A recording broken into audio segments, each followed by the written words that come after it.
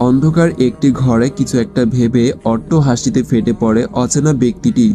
দরজাটা কেউ নক করায় তার ভাবনার ছেদ পড়ে। অচেনা ব্যক্তিটি বলল, কে?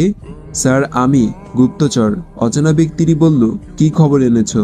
স্যার, আমান স্যার দেশে ফিরেছে। অচেনা ব্যক্তি বলল, ওয়াও, তার মানে আমাদের প্ল্যান মাফিক সবই হচ্ছে। কথাটা বাক্কা হেসে বলল, জি স্যার। অচেনা ব্যক্তিটি বলল, গুড, ভেরি গুড। এইবার এই অয়ন চৌধুরী, রিমি খান আর আমান শেখ, এই তিনজন একে অপরকে ভুল বুঝবে, তারপর একে অপরের ক্ষতি করবে। এদিকে আমাদের রাস্তা ক্লিয়ার। কথাটা শয়তানি হাসি দিয়ে বলল, ঠিক বলেছেন বস। অচেনা ব্যক্তি বলল, খেলা বেশ জমে উঠবে, কি বল? একদম স্যার। পেছনে ঘুরে দেখি অয়ন ভাইয়া। তখনই মনে পড়ে গেল কিছুক্ষণের আগের ঘটনাটা। খুব অভিমান হচ্ছে, খুব। অয়ন ভাইয়া আমার উত্তর না পেয়ে আবারও জিজ্ঞাসা করলো, কিরে, তুই পুলিশ স্টেশনে এখানে কি করছিস? রিমি বলল, তুমি এখানে কি করছো? আমি অফিসে যাচ্ছিলাম, তোকে দেখলাম তুই এখানে দাঁড়িয়ে, তাই জিজ্ঞাসা করলাম তুই এখানে কেন।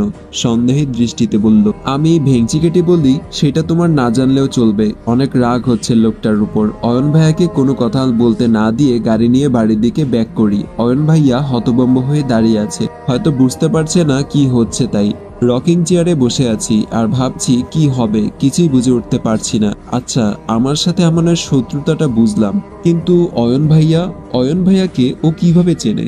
যখন আমানের সাথে আমার পরিচয় হয় তখন অয়ন ভাইয়া বিদেশে ছিল। অয়ন ভাইয়া আর আমানের মধ্যকার সম্পর্ক কি? না না, মাথা হ্যাং হয়ে আসছে।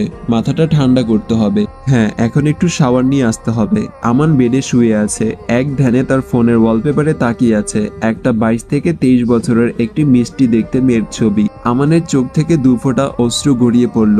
বনু, জানিস, আমিও তোর মতো ধোঁকা খেয়েছি ভালোবাসায়। তুই যেমন ওই মানুষরূপী শয়তান অয়ন চৌধুরীকে ভালোবেসে বিশ্বাস করেছিলি, তেমনি আমিও আমার রিমি পাখিকে অনেক ভালোবাসতাম। কিন্তু ও আমাকে বিনা দোষে সবার সামনে অপমান করলো। ছাড়বো না, আমি কাউকে ছাড়বো না। অয়ন চৌধুরী আর রিমি খানের জীবনের নরকময় করে তুলবো। তখনই আমানের বাবা মিস্টার শরীফ আসে। আমানের বাবা বলল, শুনলাম তুমি নাকি বাংলাদেশে ফিরেছো। গম্ভীর কণ্ঠে বলল। আমান বলল, জি বাবা। আমানের বাবা বলল, আমার মনে হয় তোমার ওইখানে না যাওয়াই ভালো। আমান বলল, কি বলছো তুমি বাবা? আমি ওদেরকে এমনি এমনি ছাড়বো? নেভার। আমান শেখ কাউকে ছাড়বে না। আমানের বাবা বলল, দেখো আমান, তুমি যাই করবে একটু বুঝে শুনে করবে। সব খোঁজ নিয়ে দেখো। এমনি আমার মেয়েটাকে হারিয়েছি, এখন যদি তোমার কিছু হয় তখন। আমান বলল, তুমি চিন্তা করো না বাবা, এইবার যা ক্ষতি হবে সব ওদের হবে। কথাটা বাঁকা হেসে বলল। পায়েল মুখ গোমরা করে লিডিং রুমে বসে আছে। মিসেস নিশি মানে অয়নের মা উপরে যাচ্ছিল। পায়েলকে এইভাবে দেখে পায়েলের কাছে গিয়ে জিজ্ঞাসা করলো, কি রে, তুই এইভাবে মুখ গোমরা করে আছিস কেন? পায়েল বলল, আরে বলো না, আমি অয়নকে জড়িয়ে ধরেছি বলে আমাকে কত কথা শোনালো। ন্যাকা কান্না করে বলল। মিসেস নিশি মানে অয়নের মা বলল, আরে আমার বাচ্চা, কান্না করিস না। শোন, আমার ছেলেটার মাথাটা ওই মেয়েটা চিবিয়ে খেয়েছে, তাই এইরকম করছে। আর তোকে এখানে কেন এনেছি বল? পায়েল বলল, যাতে তোমার ছেলেকে আমার দিকে ফিরিয়ে আনতে পারি। অয়নের মা বলল, তাহলে তুই পারবি না ওই অনুক্ষণের মেয়েটার হাত থেকে আমার ছেলেকে বাঁচাতে? তো আমাকে হবেই। এদিকে অনেকক্ষণ শাওয়ার নেওয়ার জন্য আমার চোখ দুটো লাল হয়ে রয়েছে। ওয়াশরুম থেকে বের হয়েই আরেক দফা অবাক হই। এ কি, এই অয়ন ভাইয়াটা এখানে কেন? বজ্জারটা আমার খাটে শুয়ে আনমনে ফেসবুকিং করছে। আমি জোরে চিৎকার দিয়ে বললাম, এই আপনি এখানে কি করছেন? আমার চিৎকারে অয়ন ভাইয়া শোয়া থেকে উঠে বসলেন। কিছু বলতে যাবেন তার আগেই তিনি স্তব্ধ হয়ে যায়, কেননা আমার ভেজা চুলগুলো কোমর অবধি নেমেছে। চুলগুলো থেকে টপ টপ করে পানি পড়ছে। কালো রঙের একটা 3 পিস পরেছি, যেটা শরীরের সাথে লেপ্টে আছে। অয়ন ভাইয়ার চোখে স্পষ্ট নেশা কাজ করছে, যা আমি ভালো করেই বুঝতে পারছি। অয়ন আনমনেই বলে উঠল, মাশাল্লাহ। এই বলে অয়ন ভাইয়া আমার দিকে এগিয়ে আসছে আর আমি ভয়ে পিছিয়ে যাচ্ছি। আমি কাঁপা কাঁপা গলায় বললাম, এইদিকে আগাচ্ছেন কেন? অয়ন বলল, তুই পিছাচ্ছিস বলে। রিমি বলল, আপনি এখানে কেন এত রাতে? অয়ন বলল, তোকে দেখতে এসেছি। বাঁকা হেসে বলল। রিমি বলল, কি? আমার চোখের সামনে অয়ন ভাইয়ার নিথর দেহ পড়ে আছে। আমার সামনেই আমান তার রক্ত লাগা ছুরিখানা পরিষ্কার করছে। আমি অয়ন ভাইয়ার কাছে যাব তার আগেই খপ করে আমান আমার হাতটা ধরে ফেলে। আমি প্রাণপণ ছোটার চেষ্টা করছি, কিন্তু আমি যত চেষ্টা করছি আমান আমাকে তত চেপে ধরছে। রিমি বলল, আমান, আমাকে ছাড়ো, ছাড়ো বলছি, প্লিজ আমাকে আমার অয়ন ভাইয়ার কাছে যেতে দাও। কথাটা কাঁদতে কাঁদতে বলল। আমান বলল, রিমি পাখি, তুমি তো জানো তোমার চোখের জল আমি সহ্য করতে পারি না। শয়তানি হাসি দিয়ে বলল, আমি আমানের থেকে নিজেকে ছাড়ানোর বৃথা চেষ্টা করেই যাচ্ছি, কিন্তু পারছি না। আমান আমাকে টানতে টানতে কোথায় যেন নিয়ে যাচ্ছে। আমি চিৎকার করে যাচ্ছি। রিমি বলল, অয়ন ভাইয়া, অয়ন ভাইয়া, ওঠো ওঠো প্লিজ। অয়ন ভাইয়ের রক্তে পুরো মেজে ভেসে যাচ্ছে। আমি আর সহ্য করতে পারছি না। চোখের সামনে সব ঝাপসা হয়ে আসছে। ধরফড়িয়ে উঠে পড়ি আমি। একই, আমি তো আমার বিছানায় শুয়ে আছি। আমারই ঘরের ঘড়ির দিকে তাকিয়ে দেখি ভোর 5টা বাজে। তার মানে আমি স্বপ্ন দেখছিলাম। ধন্যবাদ আল্লাহ, অনেক ধন্যবাদ। কিন্তু একটা ভয় রয়েই যায়, কেননা এটা ভোরের স্বপ্ন। না না, এই স্বপ্ন আমি কিছুতেই সত্যি হতে দিতে পারবো না। আমি আমানকে, অয়ন ভাইয়ের কোনো ক্ষতি আমি করতে দিব না, মানে দিব না। বারান্দায় গিয়ে চারপাশের প্রকৃতি দেখছি। ভোর এতটা সুন্দর তা না দেখলে বুঝতাম না। চারদিকে পাখির কিচির মিচির আওয়াজ, শীতল হাওয়া বয়ে যাচ্ছে। বাতাসের সাথে আমার অবাধ্য চুলগুলো বাতাসের সাথে উড়ছে। ইচ্ছা করেই আমি চুলগুলো ছেড়ে দিলাম। সত্যি অনেক ভালো লাগছে। আজকে স্বপ্নটার কথা ভুলেই গেলাম।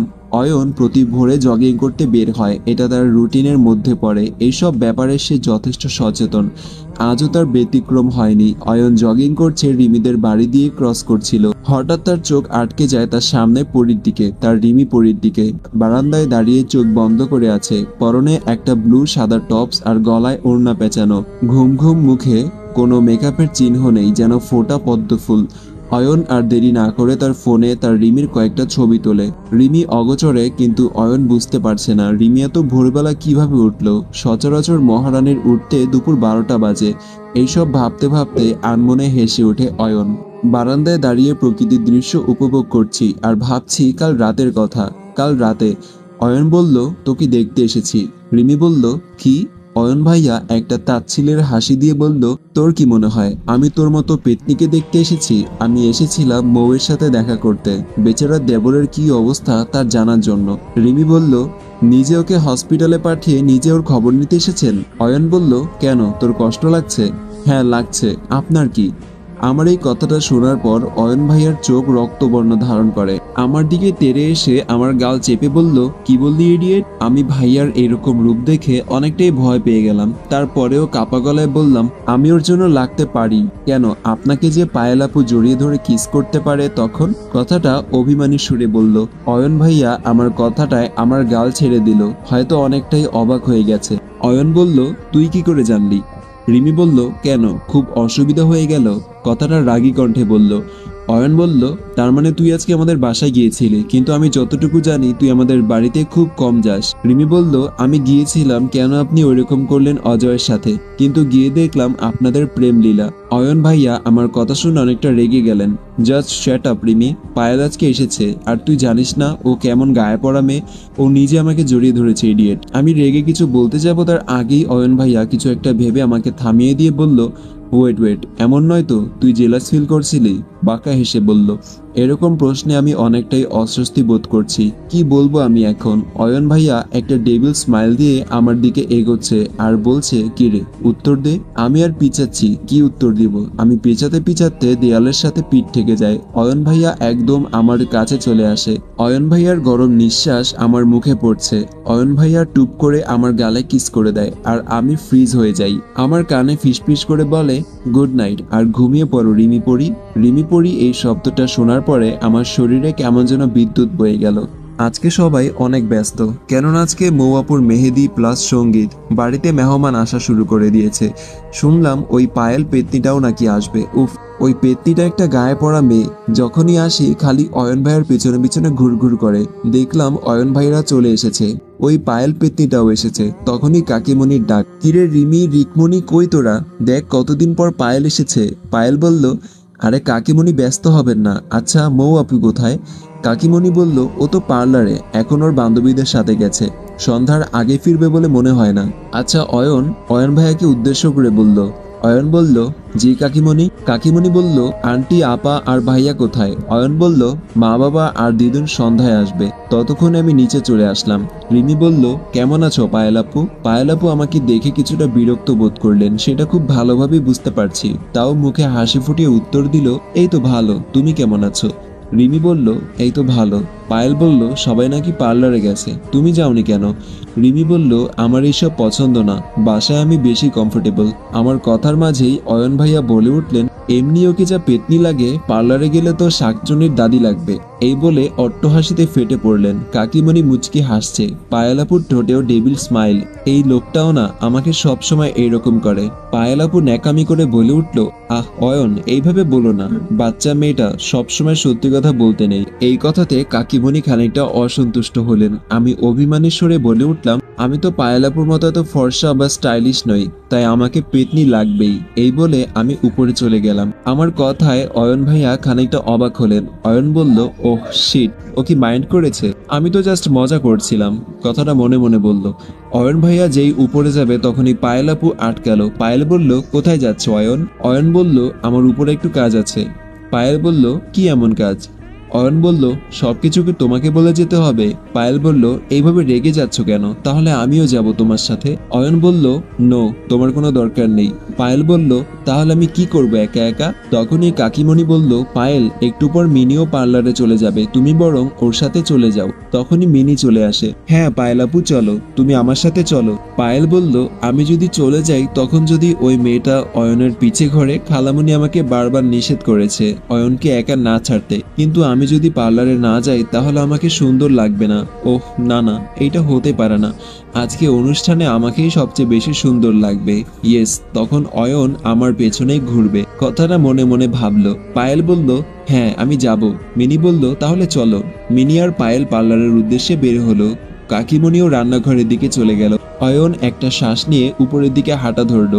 অনেক রাগ হচ্ছে, প্রচুর। আমি নাকি শাকচুন্নির নানির মতো দেখতে লাগবো, আর তোর ওই পায়েল শাকচুন্নি অনেক সুন্দর, খাটাস পোলা, তোর ধান্দাকে আমি বুঝি না। আমি এইসব বকবক করছি, তখনই রিকের ডাকে হুঁশ আসে। রিক বলল, দি, তুই এত বকবক কি করছিস? আমি চোখের পানি মুছে ওর দিকে তাকিয়ে বলি, কই কিছু না তো। রিক বলল, আমাকে মিথ্যা বলো না, আমি দেখেছি ওই পায়েল আপু একটা শাকচুন্নি, আর অয়ন ভাইয়া তোমাকে কিভাবে ওইসব বলতে পারে? আমার দি হলো সব থেকে সুন্দর। আমি রিকের কথা শুনে হেসে দেই। ওর চুলগুলো নাড়িয়ে বলি, তাই নাকি? হ্যাঁ দি, তুমি এই রিক হ্যান্ডসাম বয় সব মেয়ের ক্রাশের দি, কখনো পেতনি হতেই পারো না। আমি রিকের কথা শুনে হা হয়ে আছি। ওর কান মলে দিয়ে বলি, ওরে পাকনা, এই বয়সেই সবার ক্রাশ? মুচকি হাসি দিয়ে বলি, আহ দি ছাড়ো, তুমি জাতির ক্রাশকে এইভাবে ইনসাল্ট করতে পারো না। আমি ওর কান ছেড়ে দিয়ে বলি, ওরে পুচকে ছেলে, তাই না, দাঁড়া। এই বলে আমি ওকে মারতে ওর পিছনে দৌড়ালাম, আর ও আমার থেকে বাঁচার জন্য ছুটে চলেছে। আমাদের এইসব বাচ্চামো দেখে আড়াল থেকে অয়ন ভাইয়া হেসে চলেছে, যা আমি খেয়াল করিনি। রিক দৌড়াতে দৌড়াতে দরজার কাছে চলে আসে। আমি ওকে ধরতে দরজার কাছে যাই, কিন্তু দরজায় আমার প্লাজো বেজে যেই না আমি পড়তে যাব, অমনি অয়ন ভাইয়া আমাকে ধরে ফেলে। আমরা একে অপরের দিকে মুগ্ধ হয়ে তাকিয়ে আছি। রিক আমাদের এই সিন দেখে মুচকি হেসে বলে, রাজা কো রানী সে প্যার হো গেয়া, এই বলে একটা সিটি মারে। আমরা ওর এইসব কাণ্ডে একে অপরের থেকে দূরে সরে যাই। খুব লজ্জা লাগছে, আর অয়ন ভাইয়া বাঁকা হাসছে। বুঝি না এই লোকটার লজ্জা বলতে কিছুই নাই, এই টাইমে কেমনে হাসে। আমি রেগে রিককে কিছু বলতে যাব, তার আগেই রিক ভৌ দৌড় মারে। আমিও কিছু না বলে যেই না বেরোতে যাব, তার আগেই অয়ন ভাইয়া খপ করে আমার হাত ধরে ফেলে। আমি রাগি চোখে অয়ন ভাইয়ার দিকে তাকিয়ে বলি, কি হচ্ছে এটা? হাত ছাড়ুন। যদি না ছাড়ি? ডোন্ট কেয়ার ভাব নিয়ে বলল। রিমি বলল, আমি তো পেতনির মতো দেখতে, তাই না? শাকচুনির নানি, আমার হাত ধরবেন কেন? যান যান, আপনার পায়েল সুন্দরীর কাছে যান। অয়ন বলল, যা ভেবেছিলাম তাই, মহারানী খেপেছে, মনে মনে ভাবলো। অয়ন ভাইয়া আমার দিকে অনেকটা ঝুঁকে বললেন, কিন্তু এই পেতনির প্রেমেই তো একজন মরে গেছে, সেটা কি এই পেতনিটা জানে? কথাটা নিষাক্ত কণ্ঠে বলল। অয়ন ভাইয়ার এমন কথায় খানিকটা ভ্যাবাচেকা খেয়ে গেলাম। অনেক লজ্জা লাগছে, আর অয়ন তার রিমিপুরের লজ্জামাখা মুখ দেখে যেন হারিয়ে যাচ্ছে। অয়ন ভাইয়া নিজের মুখ আমার দিকে আনছে। আমি বুঝতে পারছি বেশিক্ষণ এখানে থাকলে নিশ্চয়ই কোনো অঘটন ঘটবে, তাই অয়ন ভাইয়াকে আস্তে ধাক্কা দিয়ে চলে আসলাম। আর অয়ন ভাইয়া দরজায় হেলান দিয়ে দাঁড়িয়ে বাঁকা হেসে বললেন, রাজা কো রানী সে প্যার হো গেয়া। Wow, interesting. রকিং চেয়ারে রিমির ছবির দিকে এক দৃষ্টিতে তাকিয়ে আছে আমান। যতই রিমিকে ঘৃণা করুক, সে একদিন হলেও ভালোবাসতো রিমিকে। তখনই আমানের ফোনে একটা ফোন বেজে ওঠে। অচেনা নাম্বার। আমান ফোনটা রিসিভ করে বলে, হ্যালো কে? অচেনা ব্যক্তিটা বলল, আপনার শুভাকাঙ্ক্ষী। কথাটা বাঁকা হেসে বলল। আমান বলল, মানে? অচেনা ব্যক্তিটি বলল, এইদিকে আপনি আমেরিকায় পড়ে আছেন, ওইদিকে রিমি খান আর অয়ন চৌধুরী তাদের প্রেমের লীলাখেলা করছে। আমান বলল, হোয়াট? অচেনা ব্যক্তিটা বলল, একদম তাড়াতাড়ি দেশে ফিরুন, না হলে আপনারই লস। আমান বলল, কিন্তু আপনি কে? অচেনা ব্যক্তিটা বলল, ওই যে বললাম না, আপনার শুভাকাঙ্ক্ষী। ওকে, বাই। আমানের ফর্সা মুখ মুহূর্তেই লাল আভা ধারণ করেছে, চোখ দিয়ে যেন সবকিছু শেষ করে দেবে। আমান বলল, রিমি পাখি, তোমাকে এত ভয় দেখালাম, তাও তোমার একটুও সাহস কমলো না, আগের মতোই রয়ে গেলে। এইবার দেখো আমান কি করে। এই বলে আমান ঘরের সবকিছু ভাঙতে লাগলো। সব স্টাফরা ভয়ে যাচ্ছেও না। নিচে মিজান সাহেব ডাইনিং টেবিলে মাথায় হাত দিয়ে বসে আছে, কেননা তার ছেলের রাগ উঠলে তিনিও তাকে সামলাতে পারেন না। আসসালামু আলাইকুম। গল্পটা কেমন লাগছে আপনাদের কাছে অবশ্যই কমেন্টে জানাবেন। ভিডিওটা ভালো লাগলে অবশ্যই লাইক করবেন। দেখা হচ্ছে পরবর্তী ভিডিওতে। সবাই সুস্থ থাকবেন, ভালো থাকবেন। আল্লাহ হাফেজ।